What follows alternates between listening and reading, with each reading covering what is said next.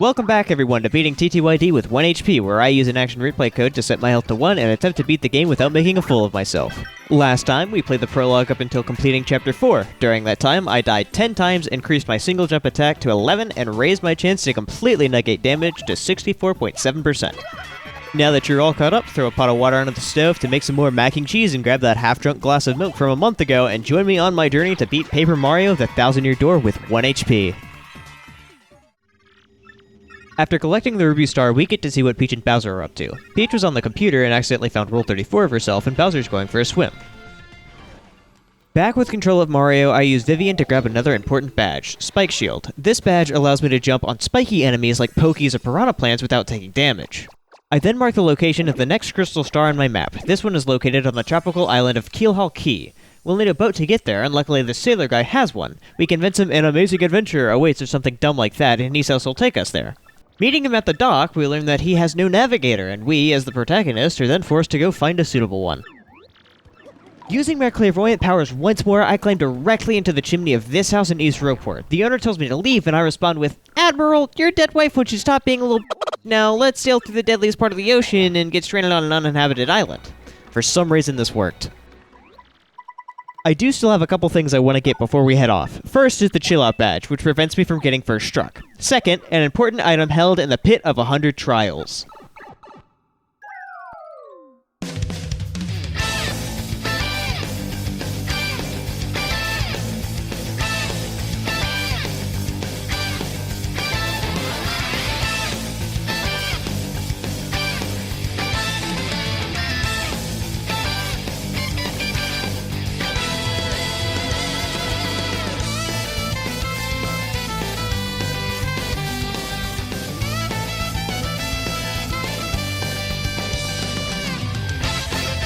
I'm sure by now you get the gist of my trip into the pit. I fought through 49 floors so that I could hold 10 extra items. With the strange sack in hand, I can finally make my way to the cursed island of Keelhaul Key.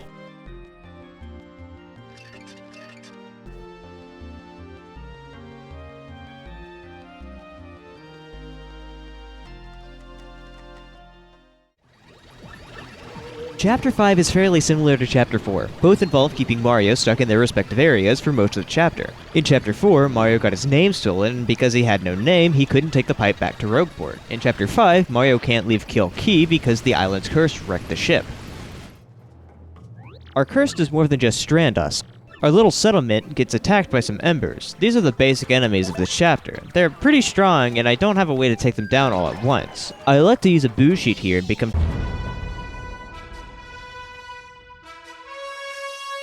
and negate damage entirely instead of relying on super guards and lucky strats. Heading right, we can grab this very useful badge. This is Ice Power. It lets me deal extra damage to fire-based enemies and prevents contact damage from those same enemies. With it, I have essentially completed the build. There is now nothing I cannot jump on. Those 3 embers that I just flattened were attacking Admiral Bobbery. Impressed with our fighting skills, he joins our party. Like most partners this run, Bobbery is really only useful right now. Back at the camp, Bobbery and I convince Rich Boy Flavio to come down to the totally not suspicious rock face, where we then call him a nerd until he gives us his lunch money in the form of this reference to a really bad Indiana Jones movie that won't come out for another 4 years. Okay, so the next thing that we do is Bobbery is used to blow up the rock face, and doing so destroys Flavio's skull crystal. And I was gonna try to figure out what word best fits destroy in this context, something that a bully would say, but I couldn't think of a word, so I did what anybody would do, and I looked up synonym for destroy. And on the synonym thing, right at the very bottom was a section called vulgar slang, and I was like, vulgar slang, what vulgar slang means destroy? And so I clicked on it, and it was like, okay, there's 3, right?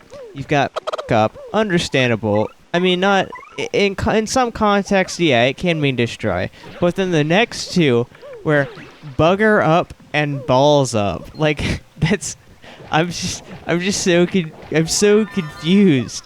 I've never heard anyone say the words balls up meaning to destroy something. And bugger up, why is that considered vulgar?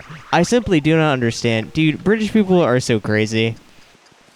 All that aside, our current location is Pirate Grotto. After making our way about a quarter of the way through the grotto and performing various meaningless tasks, I accidentally roll into a spike trap. Unfortunately, badges like Spike Shield and Ice Power only work inside of battle, so I must add another death to the counter.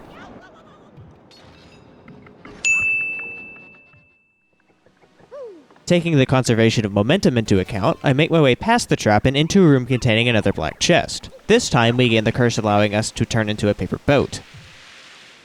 On my way to use boat mode, I hit the wrong button and took a death. I'm kinda mad about how this happened, so let me explain why I hit the wrong button. I'm currently playing on the Dolphin emulator using an Xbox controller. In my experience, emulating Nintendo games like The Legend of Zelda, The Wind Waker, or A Link Between Worlds, a literal mapping of the buttons is easier than using a locational mapping. This means A is A, B is B, instead of them being flipped. This, however, is an awful idea when the game I am emulating is a game that I have dozens, if not hundreds, of hours in. I am so used to pressing here to activate the boat and plane panels that I pressed here on my Xbox controller. But here on the Xbox controller is the X button, which activates your partner. And as I'm coming from the right and heading to the left, I was holding down left through the animation, and I wasn't really paying attention to the screen. I was on autopilot and my muscle memory killed me. Now I can grab this crank, raise this gate, and progress through these waves. On the other side, I help this batch of tourists get to safety before heading onward and onto the ghost pirate Cortez's ship. Or at least, I wish that's what happened. I fell into the water again. When I go to battle Cortez, the current owner of the Sapphire Star, I almost died due to the fog. Luckily, my luck let pretty lucky luck out, and Lucky Strat saved me. Unfortunately, Cortez is completely and entirely immortal, so we literally cannot beat him. We tell him that we just want the crystal star, and he's like, this thing? Even though the chunk of sapphire is so large that it's gotta be worth hundreds of millions of dollars, I'm not a fan of blue, so you can just have it. And with that, we beat another chapter.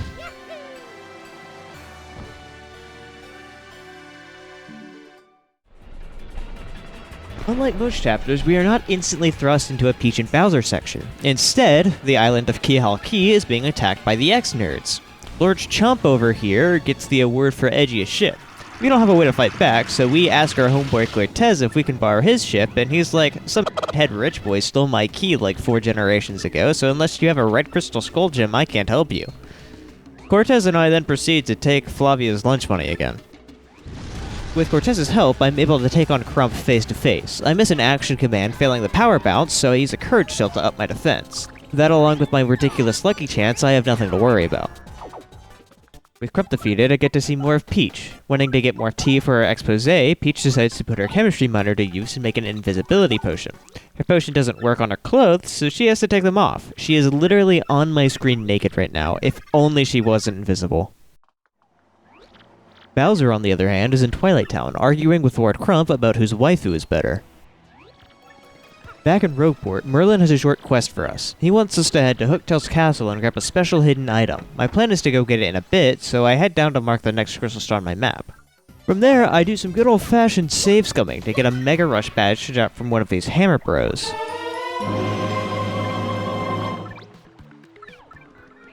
Mega Rush in hand, I head to Hooktail Castle to get Merlin his up arrow.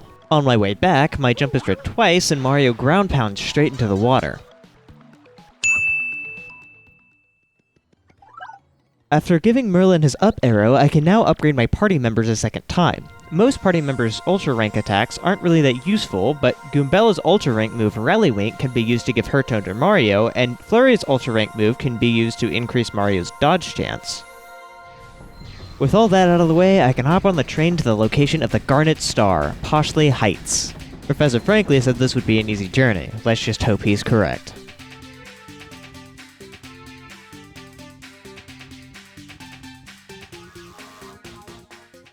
As Mario, I sit patiently in my room waiting for something to happen on this 3-day express, for on this train I am trapped, unable to progress outside the flow of time. Pondering on my actions that have me stuck here, I only barely notice the note that someone pushed under the door. "Get off the train," it said, "or else a sticky yummy doom awaits it." Perplexed on who and what could cause such a travesty, I knew that I had to investigate. It's been a long time since my days as a detective, but my skills have never been needed more. We have already left the station at Rogueport, so this fiend must still be on the train. The train is to make a stop in a day and a half at Riverside Station, so we must find him or her before then. The most likely candidate, Dupless. Out of all of our enemies we have made on this journey so far, he is the only one with the opportunity. The abilities of a Duplighost to shapeshift allow him to be anyone on this train. And I'm exactly correct. That's right, folks. The distantly dangerous Duplighost Dupless is the inadequate doer of the devastating doomsday. That's not the end of our problems, however, as Beldum, one of the three goth chicks, has switched up the Riverside Station drawbridge, preventing our progression. We head inside, screw around, and find the Ultra Boots. With these, we gain the Ultra Jump, allowing us to shoot up and grab onto these pipes. From there, we find the switch room, and it is infested with Smorgs. This isn't a huge deal, because we can just knock them away and lower the drawbridge. Back on the express, we head to bed and await our arrival to Poshley Heights. The next morning, no one is around, so we head to the front of the car to talk with the engineer. There, we learn that Smorgs want revenge for us attacking them. Heading to the roof of the train, we have ourselves another battle. Smorg is comprised of two sections, the main body and the miasmas. If any miasma is present, then the main body cannot be hurt. Luckily, the miasmas can be defeated with a simple multi-bounce. But the hitbox on the middle one is really weird. I mean, look at that. That is so much lower than where the pointer pointed. The chief loss is not the end of the world, however, as Miasmas have 4 health and Flurry does 4 damage. A simple Power Bounce finishes Smorg off, as Power Bounce deals an expected of 75 with a max of 117. With Smorg defeated, we save the passengers of the train, forgot they got kidnapped, and we can now make it to Poshley Heights safely. In Poshley Heights, we just have to make a short trek to the museum where we can hit this switch to expose this pipe to the painting. In the painting world, we can grab this L emblem before getting the Garnet Star.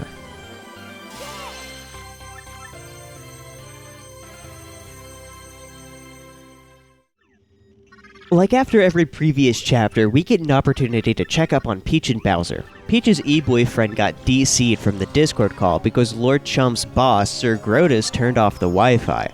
Bowser, mad that he can no longer talk to his Discord kitten, lashes out and crushes Rock Hawk under the weight of a Discord moderator. Back with Mario in Rogueport, we can head to the 1000 Year Door for the penultimate time and mark the location of the final crystal star on my map. Side note, in case you haven't really been paying attention, there are a total of 7 crystal stars, being the Diamond, Emerald, Gold, Ruby, Sapphire, Garnet, and this one called the Crystal Star. I think it's dumb and confusing that one of the crystal stars is called the Crystal Star, so I will be referring to the 7th crystal star as the Moonstone Star, as it looks like it's made out of cut moonstone and is also currently on the moon. Now, the Spanish version calls it the Quartz Star, but in Spanish obviously, but quartz has a monochrome sheen and the Crystal Star does not, so it's obviously not made of quartz. So yeah, basically I'm gonna call this the Moonstone Star. Second side note, the Gold Star is the only star not named after a gemstone, but it's clearly topaz, so, you know. In Rogueport Square, we can now use the Ultra Jump to give Mario a concussion. We are rewarded with the Ultra Hammer, allowing us to break these stone blocks. If you're wondering why Mario is purple now, it's because I bought the W emblem from Charlieton, so that I could look like FNAF. Great movie, by the way. If they ever made games based off the movie, I'd bet they sold really well. With that little baby block broken, we can head into this pipe to Far Outpost and start the 7th chapter.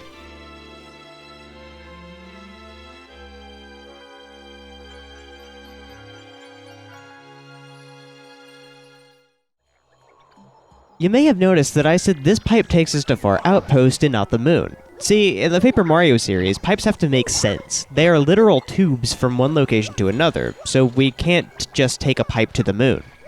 Instead, we pull a Vulcan West Virginia and ask the Soviets for help. Unfortunately, the Bob-ombs native to Far Outpost are incredibly racist and hate Mario because he's not like them. We let the mayor know that we have a Bob-omb friend, but this doesn't work and they decide to banish us into the void of space via a cannon.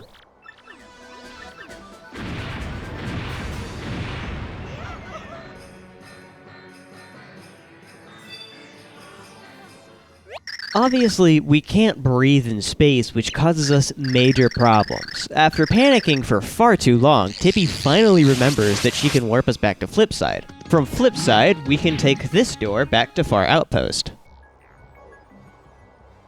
Impressed with our ability to survive being shot into space, the mayor agrees to help us get to the moon. Unfortunately, the coordinates of the cannon are locked to the path that we just got shot through, but if we can find General White, he can aim us in the right direction. No, no, no, no, no, yes. With White found, we can hop into the cannon of our own accord and make it to the moon.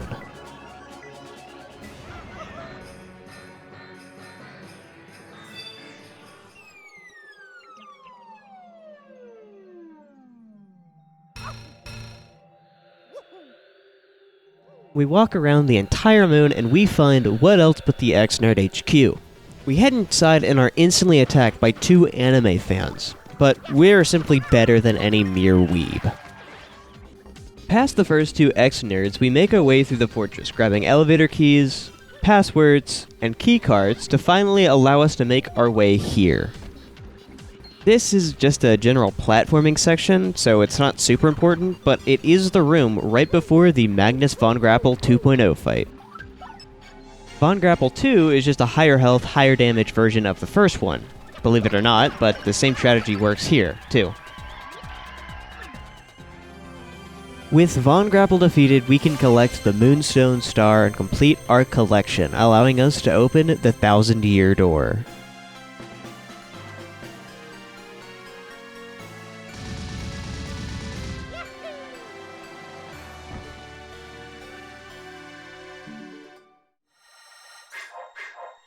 And here we are. As we step onto the pedestal and let the crystal stars work their magic, the seal on the 1,000-year door begins to break. It is now up to us to save the world from destruction. But first, I'm not satisfied with a measly 17 damage per jump. Like, yeah, that is a ton of damage for a small numbers RPG, but at the current rate, it'll still take me several turns to beat the Shadow Queen. And, as this is a challenge run, my luck is going to be horrible in the final battle. I could have a 99.999% lucky chance the dodge status and Shadow Queen could be dizzy, and I would still get hit. No, I need a perfect strategy. Pure skill, perfect execution, and I need to use my immense knowledge of this game to eliminate all possibility of failure. And by pure skill, perfect execution, and my immense knowledge, I mean I played the tube game a few dozen times before getting bored and trading in 450 coins for piantas at the Pianta Parlor, and trading in the total of 204 piantas for 6 power rushes. Also, quick side note, I forgot to mention that I picked up the PFD down from Riverside Station back in Chapter 6, and then equipped it during Chapter 7. I could go back and redub the last 2 sections, but I don't really want to.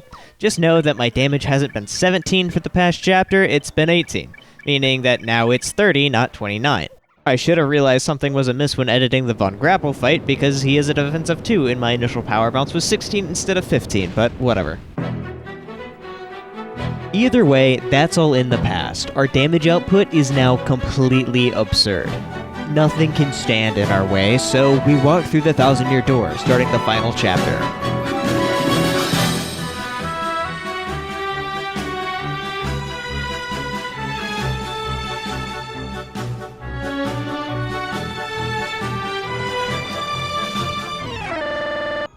Well, that wasn't supposed to happen. The annoying thing here is that I didn't even need the badge. In case you don't know, All or Nothing will increase your attack by 1, but negate it entirely if you miss your action command. As bosses have a cap of 9 power bounces, All or Nothing can only add a maximum of 9 damage total, but if I miss the 9th power bounce, I'd be losing out on 23 damage. Taking a look back at my chart from Chapter 1, we can see that the 9th power bounce has a 1-frame window. Side note, just to clarify, these numbers are always being checked. They never actually equal 0. Instead, the game uses a flag and checks something along the lines of action command and not is capped. Personally, I find hitting the A button with a 60th of a second accuracy slightly challenging. Not to mention, bounce 8 is also frame perfect. Assuming that I never hit a frame perfect input, All or Nothing would lead to an 18-point disadvantage in damage output. Obviously, all or nothing is not worth it this run. Welp, had to break my montage. Guess I'll show this chapter for what it truly is, a boss rush, with extra steps. Don't worry, I'll cut out all the extra steps. First up, Gloomtail. Remember Hooktail from Chapter 1? Yeah, Gloomtail is our older brother. Luckily, defeating Gloomtail is just as easy as defeating Hooktail. The only difference is that this brutal slaughter is considered a hate crime.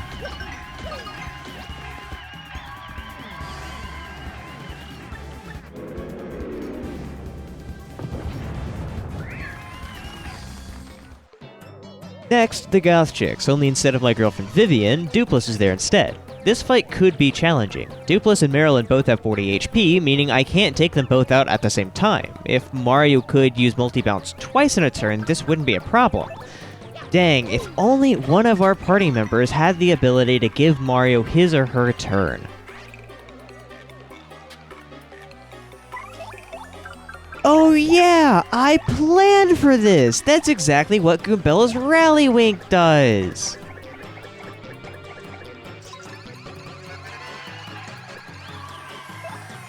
If only this stupid fuck didn't make me miss the jump for no reason, followed by trash RNG making me take damage!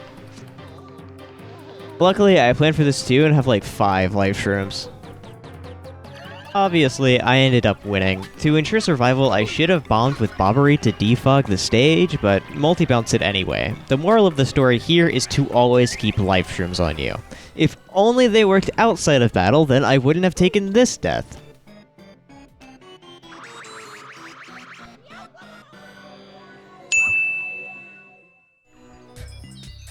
After the Goth Chicks, we have Sir Grossest, leader of the X-Nerds. You have 2 options on how to beat him. 1, use Flurry's Gale Force to blow away the Grotus X's, shielding him into Power Bounce, or 2, multi-bounce into Power Bounce.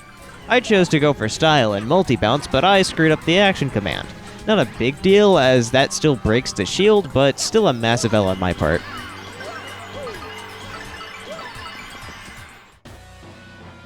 Right after Grotus, we fight Bowser and Kammy Koopa. It's a fairly easy fight, as Rallywink lets Mario power bounce on both Bowser and Kammy before they can even get the chance to attack. Now, at some point in time, due to a few level ups, I was able to equip a Power Plus, raising my attack by 1. This happened at some point in time before the Sir Grotus fight, but it didn't actually affect gameplay until right now. My single jump attack is now 31. This means my power bounce will deal an expected 145 damage with a max of 243, whereas it was 140 and 234. Shadow Queen has 150 health, and the max damage one of my party members can do in a single turn is 6. This means that if I got capped at 5 power bounces, the total damage we can do without the power plus is only 146. This obviously isn't going to work. I need to minimize the chances Shadow Queen gets to attack. Instead, I'd have to use Rallywink, which costs 4 FP. That's the same as 4 power bounces. With Power Plus, the combined damage between Mario and a partner is 151, which saves 4 FP. So basically, I used 6 BP, that's 2 levels worth, to save 4 whole FP. I have 40 and only used 8. And if I had used those 2 levels to increase my FP, then I would have 10 extra FP. Oh yeah, strategy. After killing phase 1, Shadow Queen becomes invincible. Use a boost sheet to do the same. A boost sheet will last for 2 turns, but this is all you need because on the 3rd turn, Shadow Queen will attack the audience, meaning you have nothing to worry about. After she regenerates her health, a cutscene will play, breaking her invincibility and restoring our stats. After the cutscene, we are now in phase 3, 2 power bounces, and you're done.